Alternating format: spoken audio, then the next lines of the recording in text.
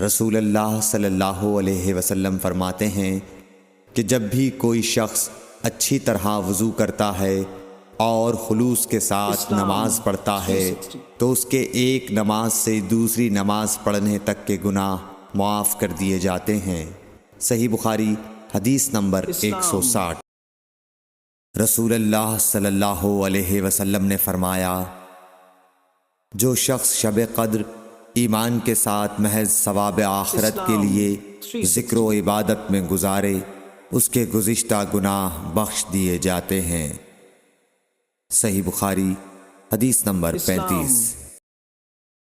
حضرت صلی اللہ علیہ وسلم نے فرمایا کہ اگر لوگوں کو معلوم ہوتا کہ اذان کہنے اور نماز پہلی صف میں پڑھنے سے کتنا ثواب ملتا ہے، پھر ان کے لیے قرعہ ڈالنے کے سوائے اور کوئی چارہ نہ باقی رہتا تو البتہ اس پر قرعہ اندازی ہی کرتے، اور اگر لوگوں کو معلوم ہو جاتا کہ نماز کے لیے جلدی آنے میں کتنا ثواب ملتا ہے تو اس کے لیے ایک دوسرے سے آگے بڑھنے کی کوشش کرتے، اور اگر لوگوں کو معلوم ہو جاتا کہ عشاء اور صبح کی نماز کا ثواب کتنا ملتا ہے تو ضرور چوتڑوں کے بل گھسٹتے ہوئے ان کے لیے آتے۔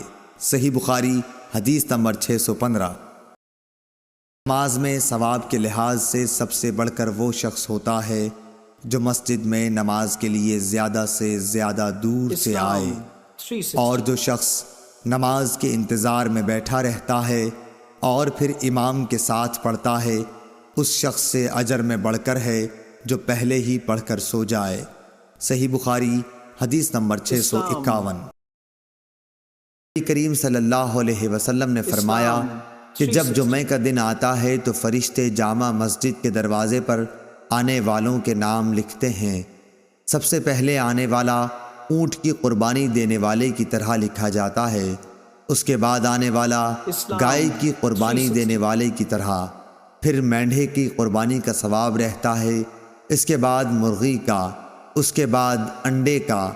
لیکن جب امام خطبہ دینے کے لیے باہر آ جاتا ہے تو یہ فرشتے اپنے دفاتر بند کر دیتے ہیں اور خطبہ سننے میں مشغول ہو جاتے ہیں۔